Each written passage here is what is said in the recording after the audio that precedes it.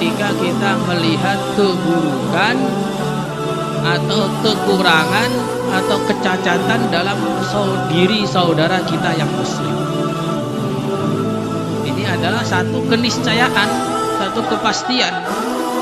Orang kalau hidup kumpul sama orang, pasti dia akan menemui kekurangan, kecacatan, keburukan yang dilakukan oleh temannya tadi, dilakukan oleh saudaranya, dilakukan oleh muridnya, dilakukan oleh gurunya, dilakukan oleh ayahnya, dan seterusnya.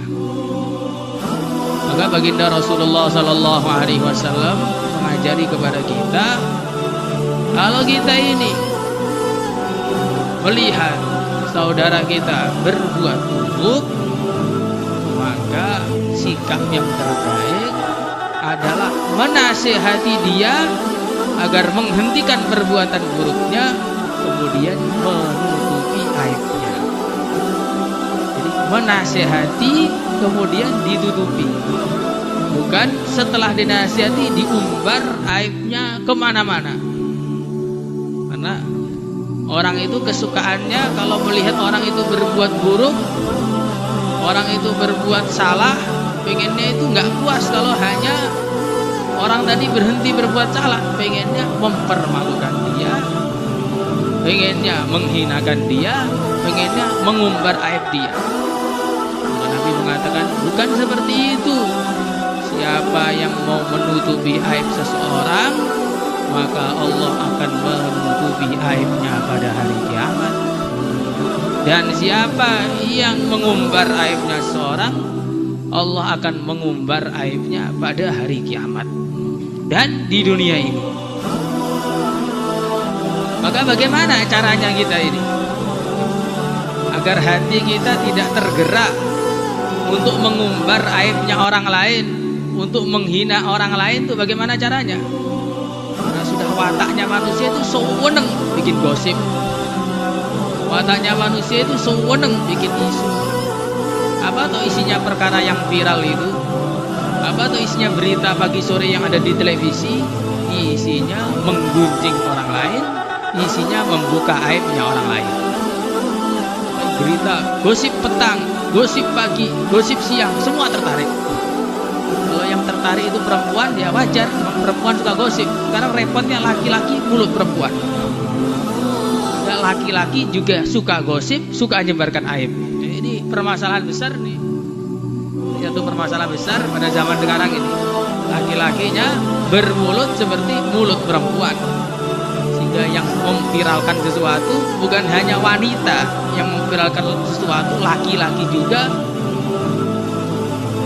Maka bagaimana caranya agar mulut kita ini bisa tertahan untuk tidak mengumbar aibnya orang Islam, tidak mencaci maki orang Islam, menghinakan orang Islam ketika orang Islam berbuat salah?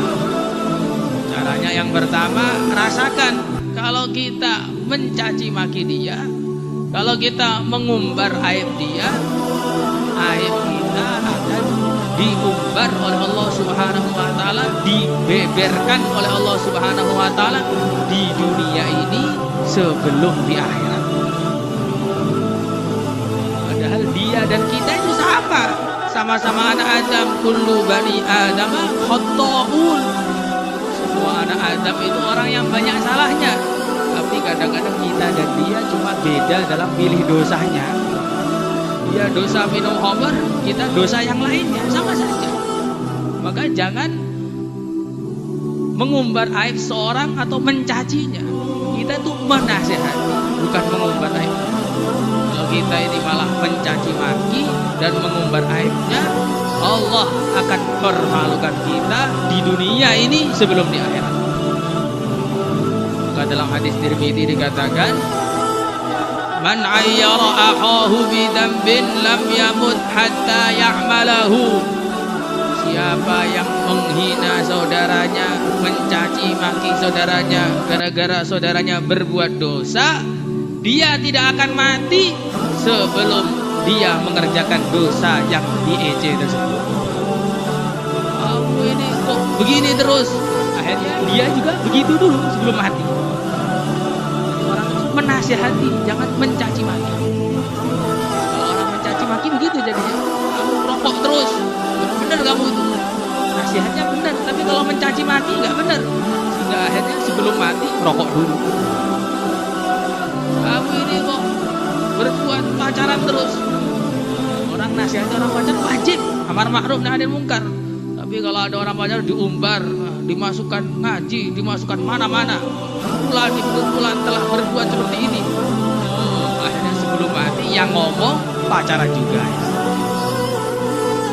Jangan menghina, menasihati wajib, menghina itu tidak boleh. Bisa dibedakan.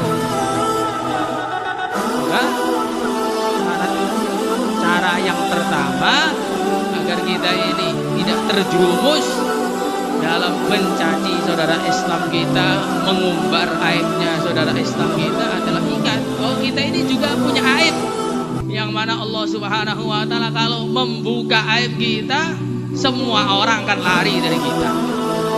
Saudara kita akan lari dari kita, anak kita bahkan lari dari kita, bahkan orang tua kita pun jijik melihat kita.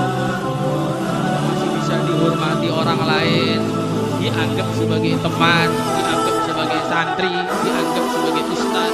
Itu karena Allah masih menutupi aib kita. Kalau Allah sudah membuka aib kita, orang akan lihat muka saja, lihat muka kita saja nggak akan kuat. Lari semua. Ini apa ini?